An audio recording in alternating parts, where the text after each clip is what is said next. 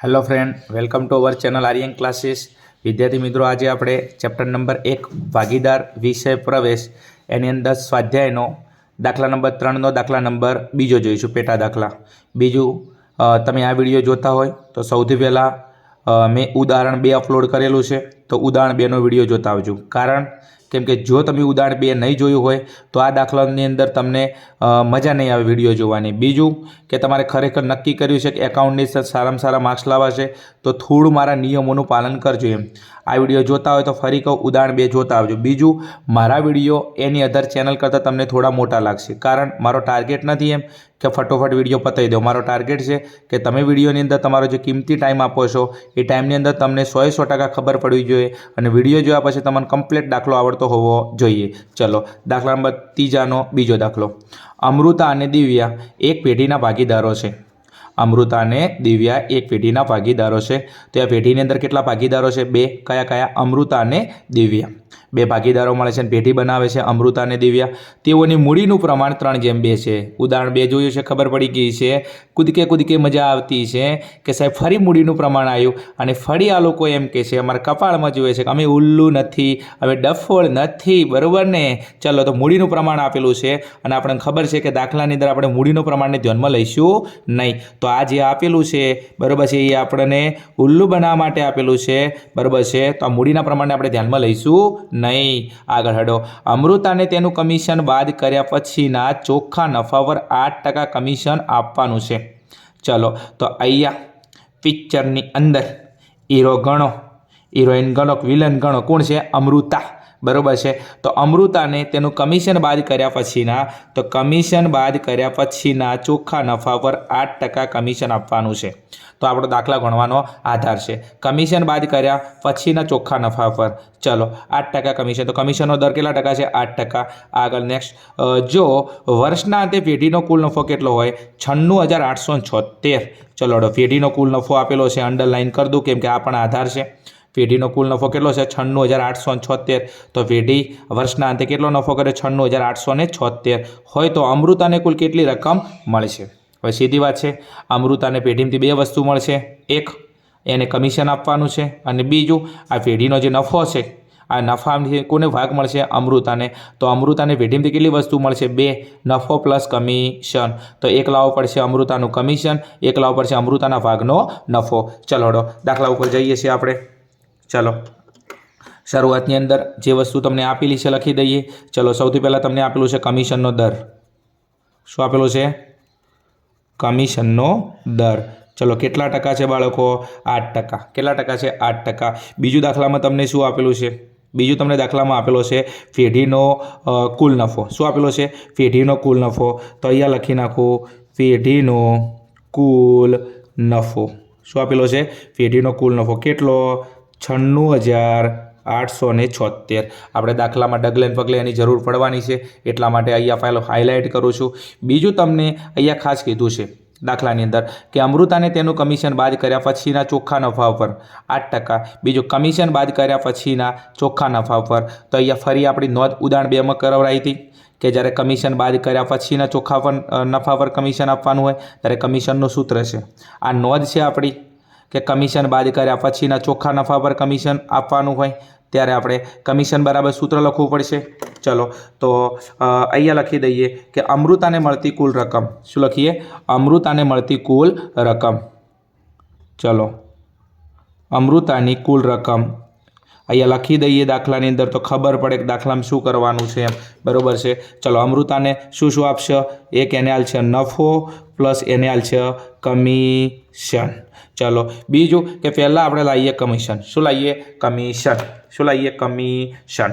ચલો હડો તો બીજું કે દાખલાની અંદર કમિશન માટે આ આધાર છે। ફરી રિવિઝન મારું છું અહીંયા। કમિશન બાદ કર્યા પછીના ચોખ્ખા નફા પર, કમિશન બાદ કર્યા પછીના ચોખ્ખા ઉપર નફા પર કમિશન કે તો કમિશનનું સૂત્ર છે। શું છે? કમિશનનું સૂત્ર। તો અહીંયા લખી દઈએ અમૃતાનું કમિશન, અમૃતાના કમિશનની ગણતરી, कमीशननी गणतरी। चलो हडो अमृताना कमीशननी गणतरी। तो अहींया लखी दईए कमीशन बराबर, कमीशन बराबर, चलो एनु सूत्र है कमीशन बराबर, सूत्र शुं हतुं? ચોખ્ખો નફો ગુણ્યા કમિશનના ટકા ભાગ્યા 100 પ્લસ કમિશનના ટકા કાટ. ચલો બીજું આ સૂત્રનો ઉપયોગ ક્યારે કરવાનો? ચોખ્ખો નફો ગુણ્યા કમિશનના ટકા ભાગ્યા 100 પ્લસ કમિશનના ટકા. આનો ઉપયોગ ક્યારે કરીશું વિદ્યાર્થી મિત્રો?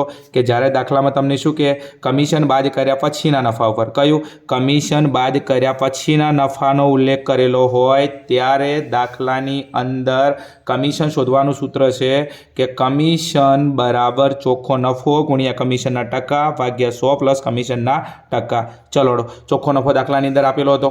કેટલો આપેલો હતો પેઢીનો ચોખ્ખો નફો?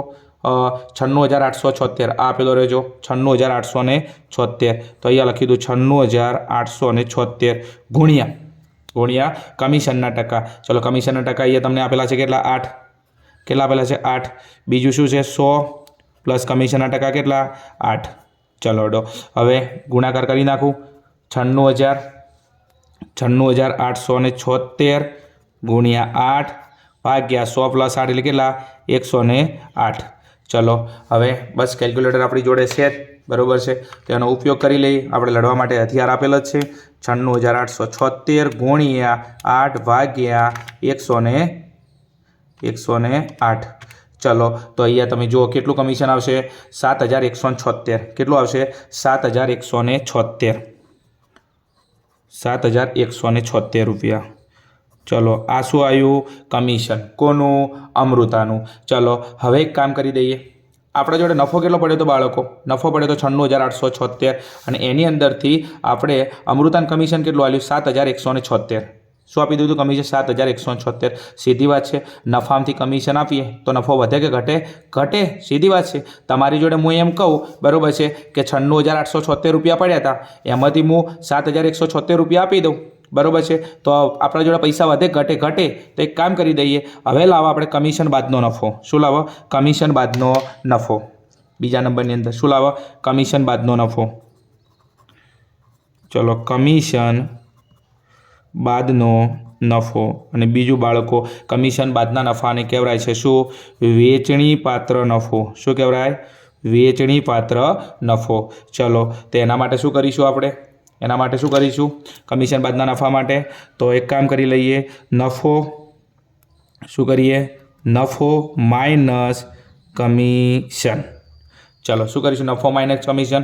ચલો નફો કેટલો પડ્યો તો આપણે જોડે? 96,876. ચલો પડ્યો તો 96,876.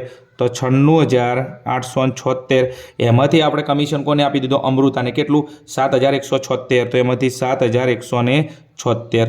ચલો તો બાદ બાકી કરી લઈએ. 96,876 માઇનસ 7,176.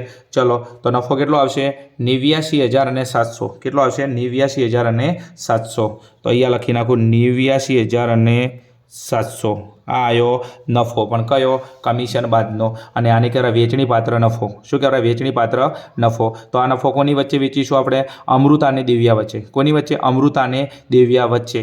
ચલો તો બીજું અમૃતાને કમિશન કેટલું આપ્યું? 7,176. બીજો આ 89,700 નફો છે, વેચણી પાત્ર નફો છે. તો આમાંથી કોને નફો આપીશું આપણે? અમૃતાને. હવે એક વસ્તુ ખાસ, નફા માટે શું જોઈએ આપણે? નફા નુકસાનનું પ્રમાણ જોઈએ. શું જોઈએ નફા માટે? નફા નુકસાનનું પ્રમાણ જોઈએ. અહીંયા થોડો ભાગ કરી નાખું છું, બંને જગ્યા નથી એટલા માટે. ચલો અહીંયા એક કામ કરી દઈએ, દાખલા ઉપર જઈએ થોડા.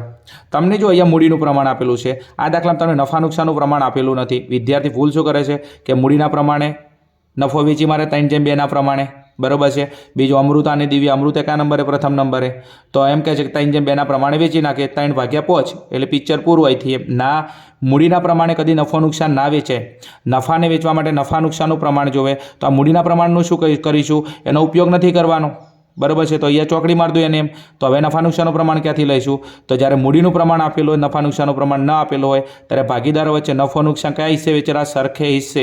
તો આ દાખલામાં આપણે નફો કયા હિસ્સે વેચીશું? સરખે હિસ્સે. કેમ? કેમ કે આ તો મૂડીનું પ્રમાણ છે. તો હવે નફા નુકસાનનું પ્રમાણ કયું? સરખે હિસ્સે.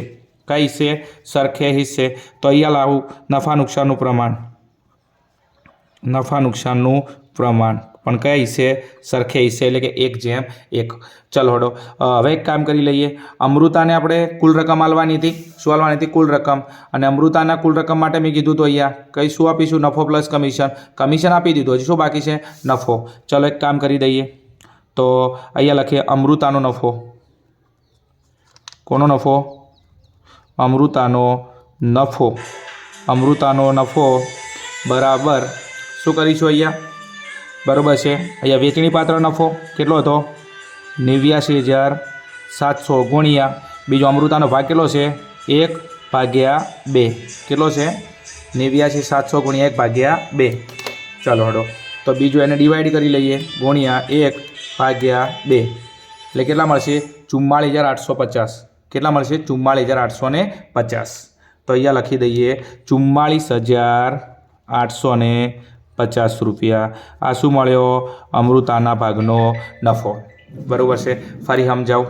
બીજું કે આપણે જોડે વેચણી પાત્ર નફો કેટલો પડ્યો હતો? 89,700. બીજું અમૃતાના ભાગનો નફો લાવવાનો છે તો 89,700. એને કેટલો નફો આપીશું? બીજું નફા નુકસાનનું પ્રમાણ કેટલું છે? 1/1. તો 89,700 અડધા થઈ ગયા. અડધા કોને મળશે? અમૃતાને. અડધા દિવ્યાને મળશે. તો 44,850. ચલો હવે લાવો અમૃતાની કુલ રકમ. શું લાવો?